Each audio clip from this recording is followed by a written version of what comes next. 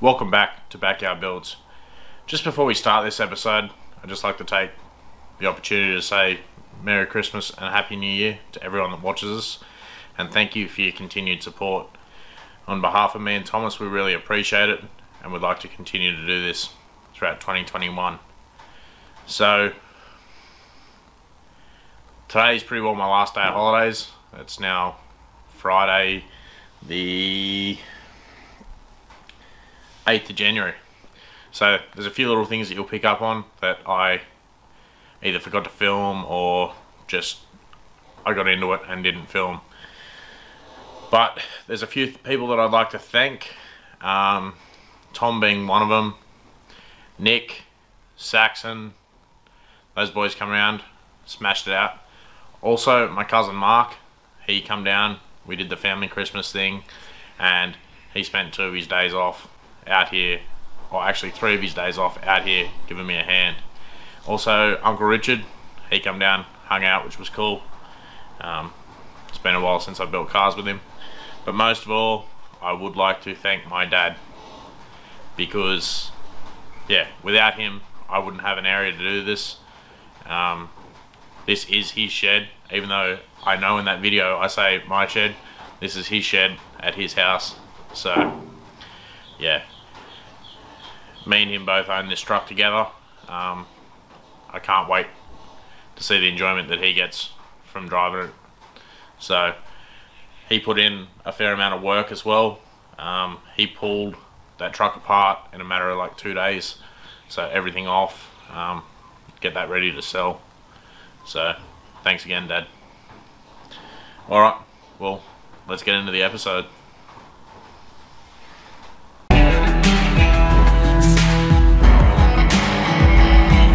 Welcome back to Backyard Builds. So it's just gone Christmas holidays, so I think we're, let me check, Sunday the 20th of December. So I have 3 weeks off. A little bit's happened since the last time we were in my shed. We built a chassis table, so a jig table, and we're about to start another project. So the wagon's pretty well at the point now where I need to send the motor away to get built, transmission gets built, and diff gets built. A few little things to finish up wiring wise, then interior. So there's not really much we can cover on the wagon much more. So you might ask why we have a chassis table. This project I bought, I think I was a second year apprentice, maybe even first year. So that's going back like 2013, 2014. So I actually bought it with my dad. What it is like a 1942 to 47 KB5, KB3 international truck. Bought it off a local bloke here named Greg. Greg had started the project. So what it essentially was when I bought it was a motor that was sat in on a Hilux chassis, so a V6 Buick that was sat in on a Hilux chassis, with the cab mounted on top of that. Well, the cab was just sitting there when I got it. So we pretty well got that truck to the point where we could drive it. We had done a couple of shed burnouts in it, but as of August last year, so August 2019, the rules around rebodies changed. So it's partly my fault. I let the project go on too long, bought a heap of stuff in between, started doing other things. So I put the feelers out there. This project's been probably planned for the last 6 months to do in the next 3 weeks. So I put the feelers out there for an original chassis. So the rules around ICV or rebody had changed, that if it was made up from 3 or more vehicles, it become an individually constructed vehicle. So there's no way to get a 1947 truck to comply with 2021 ADR. For those overseas, ADR is Australian design rules, so it's what vehicles need to be built to survive crash standards. So I put it out there on Facebook for an original chassis. So on top of the chassis here, on top of the table, is or less than half an original chassis.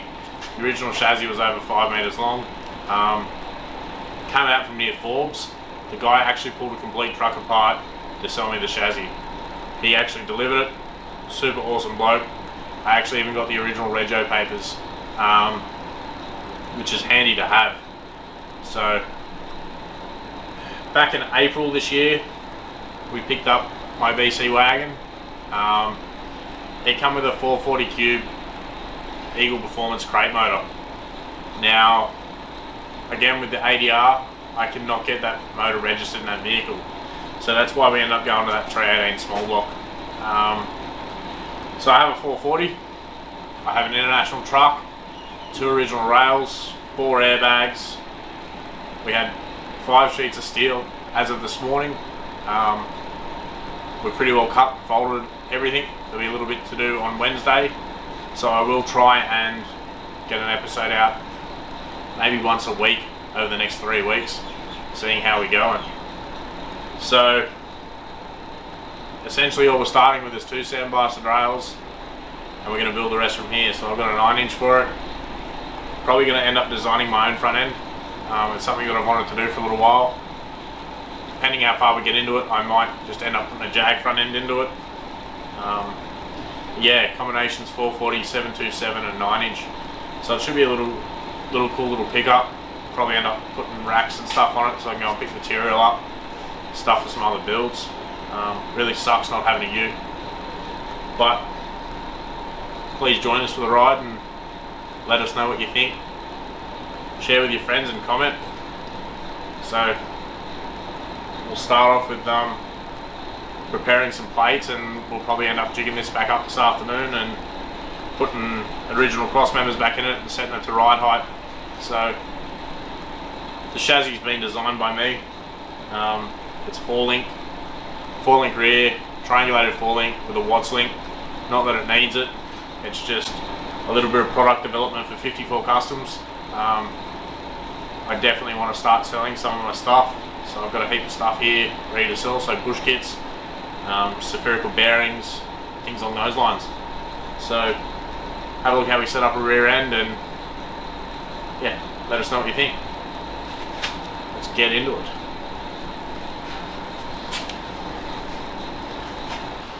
Alright, just before we start off, I'm going to show you some footage of us welding the bench together. It took about 3 hours, we leveled it up. It's square to within half a mil, over 4.5 meters, which is within any engineering shop specs. It's leveled to 0.1 of a degree, which is well and truly tolerable for what we're doing. So I'll run that footage now, and then when we come back, I'm going to start to put the cross member together, because it is Sunday afternoon and I don't want to make a heap of noise and annoy everyone in the neighbourhood.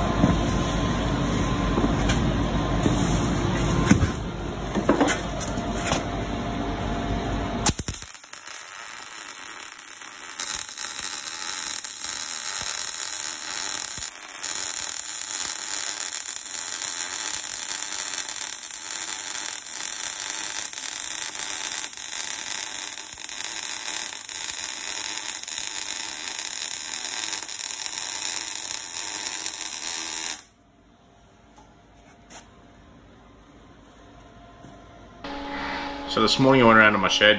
I'm going to do this cross member today. So the cross member is essentially a flat piece I've also got the same but with folds in it. So around in my other shed where my rollers are, I rolled up this profile which is very close to what we need. So what I'm going to do is start to tack it off and then just chase it into the profile we need. I was there. I also rolled up a couple of radiuses. So these are just for like infill pieces where the folds aren't on this other crossmember piece. So as you can see, a couple folds. So they pretty well clip together to make our crossmember like that. This piece of infill in here. Then we've got those for all the other radiuses and corners that we have in it. So what I'll do is I'll tack it off, start to just chase around and just do a little series of tacks on the inside. It'll be fully welded outside, corner to corner, and then I'll be able to sand it and polish it.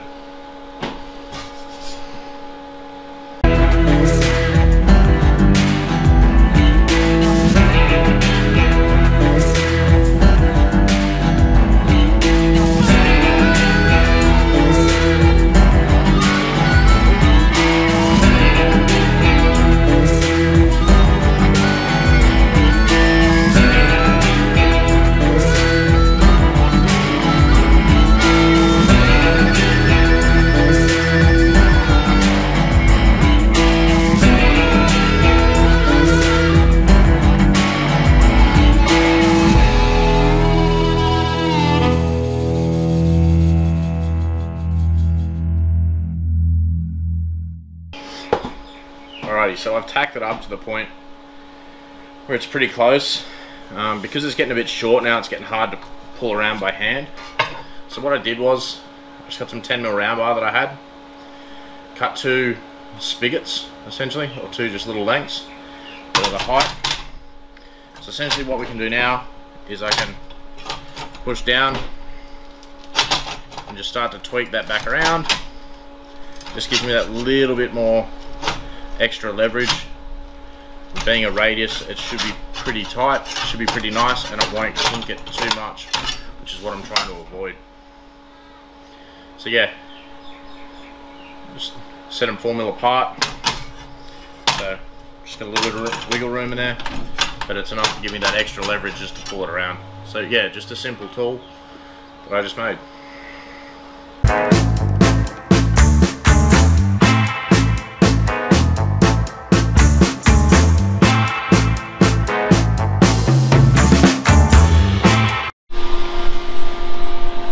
So what I've been doing is just the infill pieces. So I've already done a couple. So essentially what I did was I rolled this ring. What we do is we lay it in, mark it out, cut it, and then the piece should fit in.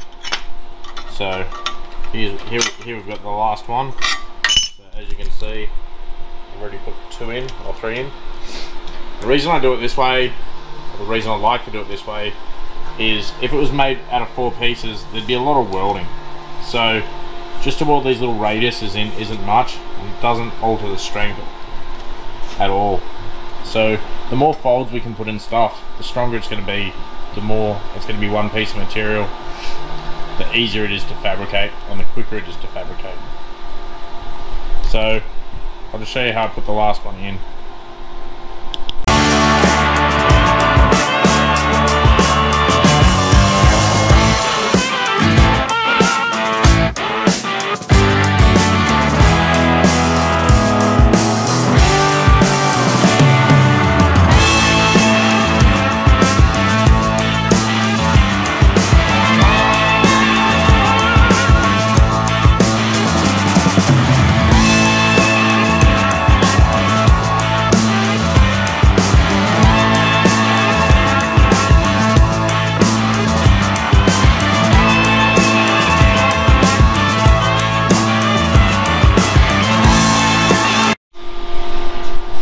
What I'll do now is just wipe it out with some like wax and grease remover. Just get all the little bits of slag off, and I'll go out and just spray it with that copper weld through primer that we use, and then I'll put the 2 halves together and start tacking it up.